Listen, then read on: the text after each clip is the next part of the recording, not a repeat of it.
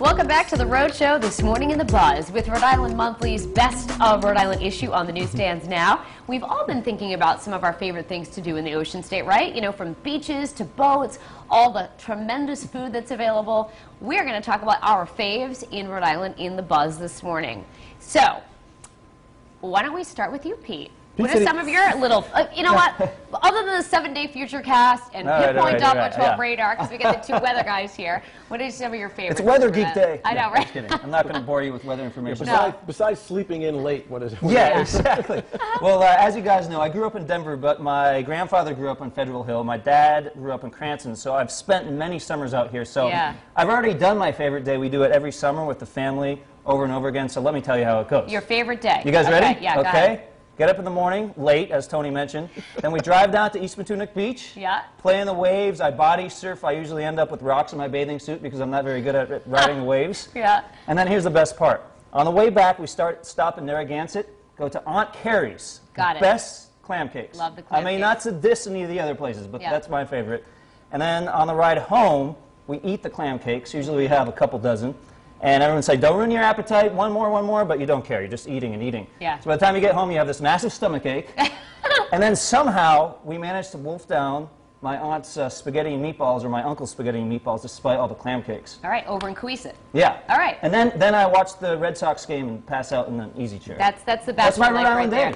All right, so Tony, I want to be Pete. What would your favorite day look like in Rhode Island if you could hit whatever you want in Rhode Island? I mean, I'm a native Rhode Islander, so I've lived here all my life, born here. My first trip to Block Island was probably 10 years ago. Isn't it funny? It took me a while to get there, too. So I finally get to Block Island, and I'm like, oh my God, this gem is 8 miles. We've been missing it. Is 8 miles off the coastline, and I mean, beautiful, obviously. Ballards, the national. Love ballards. A lot of stories about ballards we can't share. The National Hotel, the Mohegan Bluffs.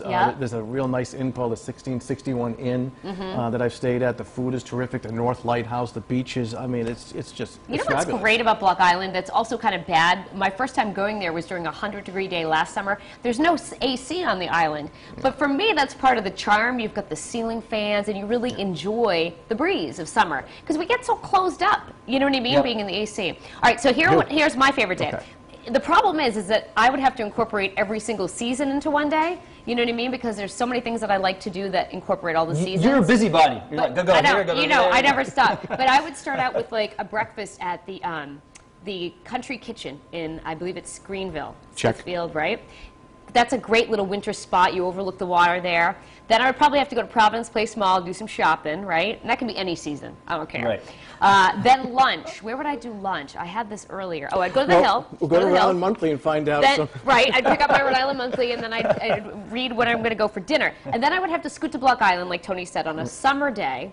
And then I would have to take a fall walk through Roger Williams Park because, you know what I mean? Like, I would be like a spaz because it would be like changing seasons all day. And then I would have to go to dinner at Water Place Park and enjoy Waterfire. Wait. Don't you have children though? Yeah. And my children would come somewhere along the way with me.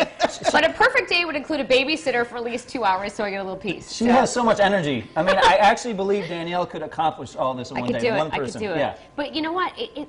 I read an interesting article about Rhode Island. Right now, I don't know if you guys know, there's a commission kind of underway to remarket our state. Because I think right now we sometimes have an identity crisis where people don't really know what we're all about. But one of the slogans they were talking about promoting was Rhode Island, so small you can do it all. To get everybody to come here for just one day and to have that perfect day in Rhode Island, because you really can do it on a tank of gas in one day. You can really see a lot. Because the old slogan way back when was the biggest little state in the Union. But and it kind of worked because if you ask like school kids, what do you know about Rhode Island? They all say, oh, it's a little estate. So if that's something that's recognizable, I think we got to kind of glom onto that, you know? I think it's a good idea. Hitch the wagon to it. So I think you just came up with another project with the other 8 million things that there you go. I'll add that to a couple minutes before midnight on my perfect day in Rhode Island. So I'm interested to see what some of our viewers think. I mean, what their perfect day would be like. What about you, Courtney? How would you start it? Well, I would start it in Cranston because that's where I'm from, and I like to spend my Saturdays there, even though I don't live there anymore. It's a small city as well, but lots to offer, just like our state. We have very positive viewers this morning, which is good to see. Everybody loves Rhode Island, and they're sharing different things that they do love about it. Let's start on the live blog on foxprovidence.com. And Jean says one of the best parts of Rhode Island is everything is within driving distance, and that is so true. And Tripp says the best parts of Rhode Island are its people, its restaurants, and of course, golf courses. And Joey B says the best part of living in Rhode Island to him is the weather, and that's true. We do get all 4 seasons here. We have a lot of comments on Facebook, but we will take a look at the poll today, and we say, what do you think is the best part of living in Rhode Island? The delicious food and restaurants, the many beaches throughout the state, its quirkiness, or the fact that I know everyone. And that is true as well. Okay, so here's the Facebook page. Mary says the beaches and the amazing restaurants with great food. She says, I love Little Rhode. Angie Bermudez said how it's such a diverse state in ethnicity as well as what it offers, having so many different restaurants that offer different cuisine. She said you never get bored trying to find something good to eat. John Cook likes to go to Iggy's, and Cindy Conrad said, no matter where my family lives, it's a short drive to be together. And as you can see, many, many more comments there, but we'd love to hear from some more of you at home if you're just rolling out from the party last night, and we'll see what you all say in the poll.